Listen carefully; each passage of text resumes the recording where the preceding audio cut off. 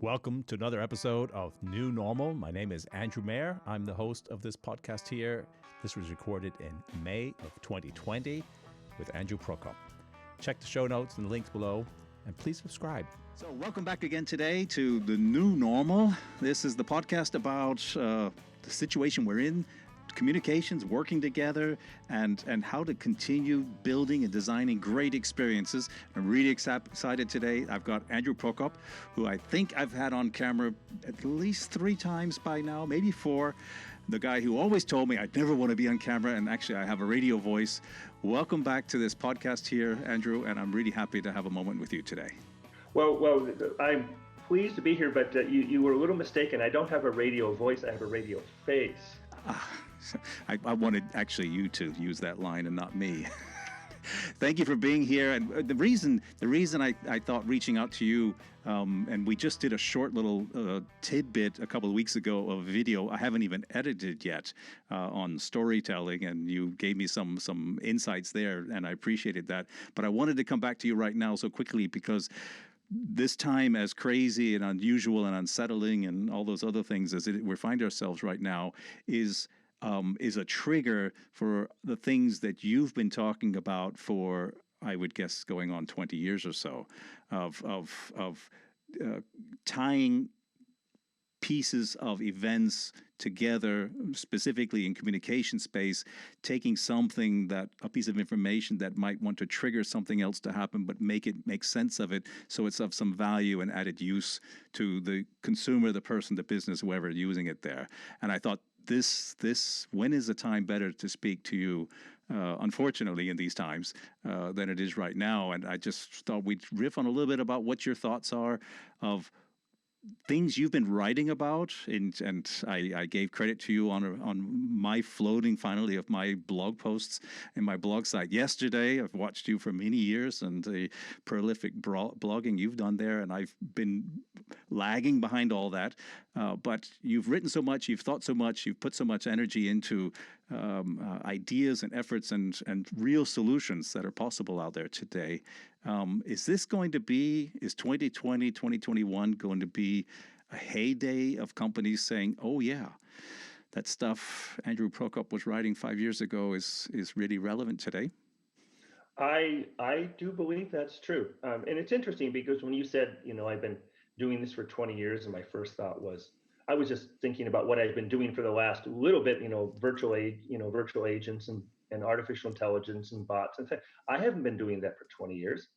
But then when you phrase it of really enhancing communication by connecting various components together, it's like, well, I've been doing that for a long time. I mean, I go back to, if you're old like me, remember things like TAPI, telephony API or TSAPI, and we were just connecting voice to something. That's right. And now we're connecting experiences with lots of things. So that is true. So thank you for reminding me that I actually have been talking about this since the dawn of time. It has certainly evolved over the last little bit, but the concepts are still the same. We are still connecting digital services to an analog world. So, I remember back, I think it was 1998, 99. I was working for the same company I work for still today, but had a different name back then. And we were all around a computer screen, and we were waiting to see the first screen pop up in phone call coming in, a screen pop, and data on the screen. Pretty commonplace today, not everywhere, but the technology is very much commonplace today. And back then, we were just amazed that something like that could happen. Although the person was on the phone and it took 30 seconds before the screen came up with the information, that was a bit of a problem back then. But that was the beginning of just trying to create, actions and, adding information to the action and to improve. We didn't call it experiences back in the day. We just thought we were just tying technologies here together. Today, much more the phrase or the concept of building experiences for companies and for users and customers and consumers is very much in the forefront of everyone's mind here. And that's why I thought it makes sense to put you into that kind of context, because that's just what you've been doing. Well, it's funny because as you were talking, I was thinking that we used to use this phrase, the CEBP, which has, if my memory is correct, it was Communications Enhanced Business Processes. And years ago, when we would talk about that, people would be going like, what? And for actually for a good reason, because we didn't have any good examples. We came up with the term and we came up with the idea before we had any practical solutions. Now clearly we have practical solutions. I mean, just before we even started recording this, we were talking about a number of different scenarios where companies that never thought they needed to connect some kind of a digital service to their business are suddenly realizing, wait a minute, I can't do this the way that I used to do it. I don't have the people anymore. I don't have the physical ability to do what I used to do, second nature. I need something to step in and help me with that, or I'm going to fail. My business will fail unless I add these capabilities. And again, you don't have to call it CEBP. That was a funny phrase to begin with, but it's really just connecting, again, a digital experience. Again, as I said, the analog to the analog world. We are analog individuals. But if we add the power of the digital experience, then we can do all sorts of things that were just physically impossible to do in the past. Do you think, I think when CBP, I don't know when, would that have been 2010, 2011, 12? I'm not sure exactly when that term came around. It's been a while. It is. Yeah. I used it. I used it back when I was at the company formerly known as Nortel, and they've been gone for more than 10 years. So that's true. That was 2008, 2009. Yeah. 12, 13, 14 years ago. So I'm wondering if we put it into the timeline of things, we didn't have these things back then. For the most part, right? That was 2006, 7, 8 before they really started the smartphone. And about 11 years, I think, since the iPhone came out. Yeah, and now we don't talk about those communication processes, but we love what these things can do. For whether it's something happens and you get a smart notification, you click on the notification and it sends something else out to somebody else. It's just norm, and most people won't even understand how any of that works, right? Well, honestly, I now get upset if I see a phone number on a screen and I can't touch it and dial it. It's like, I expect these things. I expect to be able to touch that number, or if I see an address, I want to touch that address and I want it to bring up the directions to that address. Right. Automatically. It's just my expectation. That's how things have changed. The one that I mean, the telephone number and clicking it is one. The one that drives me nuts is when I get emails from companies and it's sent from the do not reply at companyabc.com. So that's my part of that same story of saying why are we still doing this today here? But to take it into 2020, so we're recording this middle of May 2020. We're in the middle of at a very unusual period of time. You're in the United States. I live here in Germany. Similar situations around the world here. Companies are faced with challenges. Somewhere. You had the same experience recently where people had to go home and work from home for the first time in their life. So the home workers, the remote workers, is one challenge for many. I was telling you in the pre-show about companies that are now having to take reservations that never had to deal with reservations in their history, like city offices. If you want to go meet somebody and turn in a form, they want you to reserve a time slot so people don't line up in the halls and things like that. How can companies like that, who have blocked themselves from a lot of the digital world when it comes to communications, what should they maybe do, or how should they approach some of these questions? Because my wife works for the public city here, and digital is a different department, basically, right? It's somebody down the hall on the third floor, actually maybe in the basement, is the digital department. Everything else is very analog here. What do companies need to do in order to get started and saying, we're not going to go back to the old normal very quickly. We need to do things. Right. Well, that starts with good leadership. The silos that have always existed in the communications world. There has been the side of the company that does the email and does the back end databases and the web pages, and then there's the phone people. Mm. Um, and that those walls have to break down. And they are in terms of, because things are becoming virtualized, and so you very rarely need purpose built hardware anymore. You Right. put it all on the same Dell or HP server, and it sits next to, you don't know what it's sitting next to. True. That's no longer an issue.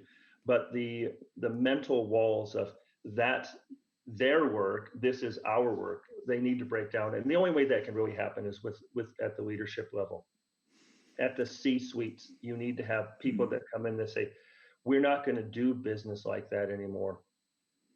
You need to work together because you are together. You are the same thing. And so break those things down. Um, and so that's where it needs to begin. And I also think it needs to begin. Well, I should needs to begin because it is happening. I think the up and coming people that are coming into the industry are already well versed in the digital side.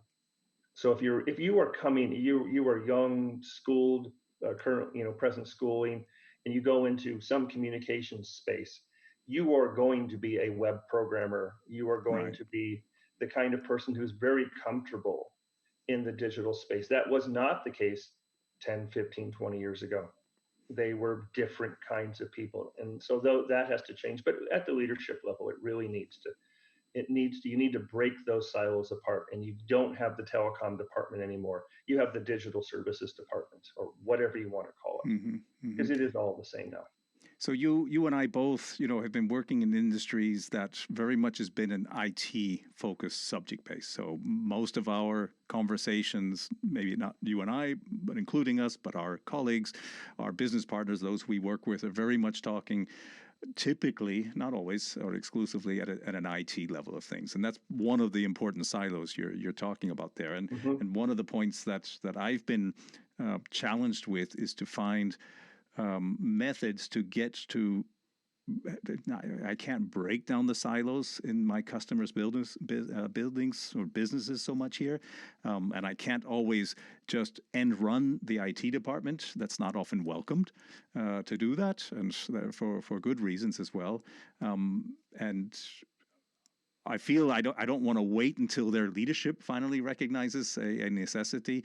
But what I do see, and particularly in the last 2 months, our customers are coming out, and I see a lot of this writing on the web, on social media as well, that companies are coming out just desperate to looking for ideas. They're looking for impulses of ways to do things new. They've recognized, who knew it, this internet thing is a real thing, and we're really dependent on it, right? Mm-hmm. That we trust to certain extents the internet there. We trust in web services. We trust in the cloud in certain parts of our businesses here.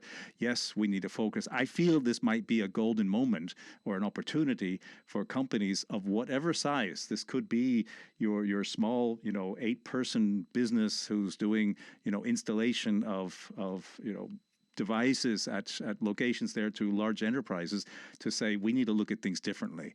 My employees might not all be coming back to my offices again. All right, I can deal with that communication methodology there. My customers might not be coming into my building as much anymore. I might be doing curbside delivery. How do I manage that? How do I communicate with them? How do I find out that they're actually in the queue, the second car, they were supposed to be here in 20 minutes, without having somebody on the phone all the time? There must be solutions out there, not getting too prescriptive here. That's not really hard to build nowadays, is it? I think the tool sets to build those solutions exist today. There's no science fiction here. This is science reality. So you talked about the reservation system for the people that didn't have to worry about reservations ever. I recently donated a bunch of stuff to local charity here, and had to do that scheduling. You used to be able to just drive up and drop things off. They Right. don't want that anymore. And it's difficult for them to do that. They were skeleton staff to begin with. It's even worse now. They're overworked with the things that they have to do now to accept donations and manage that. um, they're not prepared to now let's set up reservation systems and make sure that all the right people are in the queue, and maybe you'd like to notify those people, okay, now is when you pull into the parking lot through Hmm. some sort of Right. SMS, something. Those things are all available. So again, all of those things can be built. Are they out of the box? In some cases there are some, in a lot of cases there aren't, and I think it's we weren't prepared for this. But I think the old necessity is the mother of invention. We need something. This is our breaking point, but it's there. That technology is truly there. I mean, I can go on to a Google platform, an Amazon platform, an IBM platform, start pulling together some sort of natural language processing and virtual agent technology. I can use various cognitive speech services if I want text to speech, speech to text. I can do various cloud services if I Mm. want to do notification outreach. Um, I can pull all these things together um, today and build, I think, very sophisticated applications that solve the needs of these businesses that didn't have to do it before. And I don't think it's all that costly either, because all these things are available on a per drink basis. So, if you have a heavy duty usage, well, you will pay more than the person that, has a lighter usage. But again, that allows the folks that don't have the deep pockets to get in and still take advantage of sophisticated technology that they otherwise could not afford if they bought it on their own. This is all cloud based and it's all there. You just need to put it together. And it's a funny time to be in because you and I have gone through the whole computer life cycle of the last ages. My father worked at IBM in the 60s, 70s, and 80s. Mainframes, banks. Had to downsize physically, actually, the systems from the mainframes to much smaller systems, and then left the business and did other things. I grew up with the first IBM PC in our house back in the first ones coming out in the early 1980s, and then going into communications technologies, like I already said, the screen pops and data being transferred there. But it was hard. It was hard doing that kind of stuff back in the 90s and even the early 2000s. It was proprietary communication access points there. It was hard to get the connectivity or to buy expensive licenses. It wasn't always as reliable there. And then when you went into the internet wasn't what it is obviously today. It didn't have all the services in the clouds there. So fast forward all that to where we are today in 2020. You say we have basically a full toolkit. Right? Mm-hmm. We don't know what's coming in the next years, what possibilities and ideas we're going to have 10, 15 years from now. But right now, we have almost everything available that we need. You already mentioned text to speech, speech to text, natural language. I mean, this is voodoo stuff 20 years ago for most people. Oh, yeah. And it might still be voodoo for a lot of people today. But how does that work? How can you synthesize data? But nowadays, people have, these devices on their desks that they talk to and ask the weather or play the music and tell me a joke. They interact with these things. Many people on a regular basis and don't think about technology. Are you excited about the moment we find ourselves in now, or are you frustrated that it's taken us an episode like this we're going through before we see a real interest arising from it? Oh, can I answer that with yes? Because I am excited.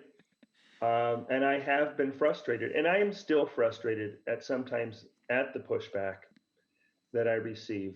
If I go out and talk to somebody and I explain this technology and they kind of look at me funny, like, well, we're not ready for that. And I think I will rewind that back to, I think there's some leadership issues there where the leadership is not really defining what the future should be. Hmm. And there's also the siloed aspects where the business units are separate from the IT infrastructure, Sure. and and the and they're not really working together. They have different interests in mind. They have different goals, and that's not productive when you have the same organization and you have different interests. Um, you're not going to have a cohesive solution. So yes, the answer is I'm excited, and yes, I'm frustrated. I am less frustrated than I was probably a year ago, but there's still a level of hesitancy on people's parts. Um, and they'll look at some of the stuff I build and they'll go, oh, wow. And then they don't quite get the next step of how to apply it to their business, or they're maybe afraid of how that will make disruptions Hmm. that will adversely affect perhaps even them. Um, Hmm.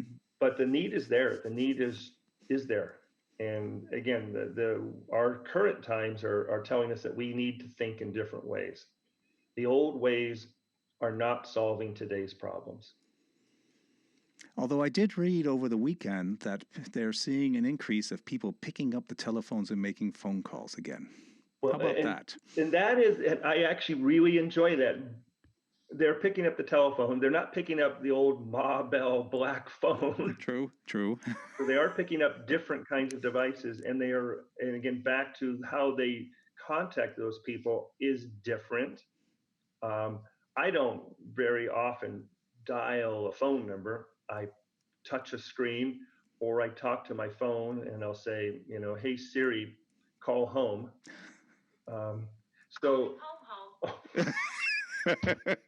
Yeah, they work. I don't know if that got caught on the mic, but yes, it's always listening. Sure. It's always listening. But I do believe that, yes, those old things, the voice, the human voice is so important. And perhaps we did forget that. So not only are current times reminding us that some of the things that we're doing weren't working, but maybe that some of the things that we used to do, maybe there's a little more use for them than we had thought just 6 months ago. But again, it's not in the same package. It's packaged very differently than it was before. Hmm. And again, voice is important, video is important in ways that you made the joke earlier about not wanting to be on camera. I'm on camera all day long now, and I didn't think I would like it, so I'm part of the problem as well. I had to go through my own epiphany that, hey, this isn't so bad. This isn't something to be so scared about. And that has helped. So, even this old dog can learn new tricks. This old dog. Well, you got that almost Kenny Rogers look coming on over there. Well, no, I was told by somebody I look more like I should be at a Jimmy Buffett concert. Now there I would join you. Barefoot in the sand with a coconut drink in your hand. There you go. Wasting away in artificial intelligence. In artificial intelligence. Listen, Andrew, I appreciate you taking a bit of time with me here and just shooting the breeze. I think there's a lot. We're going to learn a lot about this time, the period we're going through, of course, from all kinds of different angles, and whatever comes out of it will come out of it. I am hopeful. I'm always an optimist that things are going to turn out well, although the trough might be deep and long. I've been hoping that companies will take advantages of some technologies. I do. You mentioned it just a moment ago.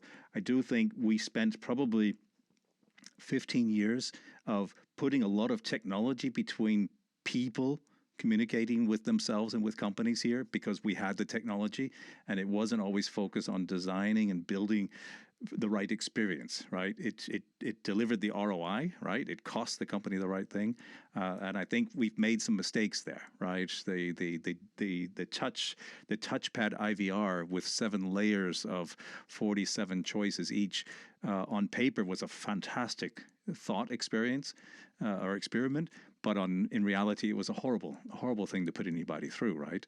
Yeah. And that's we've learned from that, and now there's a lot of bots that are out there which are also over engineered, trying to do too many things and confuse. You and I can approach certain technologies and we can get away with understanding what it's trying to do and maneuver our way through it, but the typical person who might have to interact with it doesn't have that experience, doesn't have that the interest in even trying to understand what's going on there. Yeah. And I'm hopeful that we put some humanity back into technology. The technology, I think we need a lot of it to come in and help us right now in certain tasks here. And I think some of the things that you work on that we've been watching, and for people people who are listening to this podcast can easily find Andrew Prokop on the web. You'll see the links here below in the show notes. As I said, he blogs enough. You can see him, unfortunately, or fortunately now, often on video through people like me out here. And I appreciate you coming on the podcast here today and being part of my new normal. Always a pleasure, Andrew. So I hope to do this again at some point. Listen to that. He's already committed to another video interview with me here. Thank you. It's middle of May 2020 here. We're in the middle of the eye of a hurricane from where I come from. We've got Jimmy Buffett fan on one side. We've got the long-bearded one in Germany here. Thank you for joining the podcast here today, Andrew Prokop, for taking a moment, and we'll see you on the next one. Thank you. You're welcome. And I was going to say you're more the ZZ Top look than I am. So I've got a few more inches to go there. A few more inches. All right. Take care, everyone. Thank you. Bye-bye.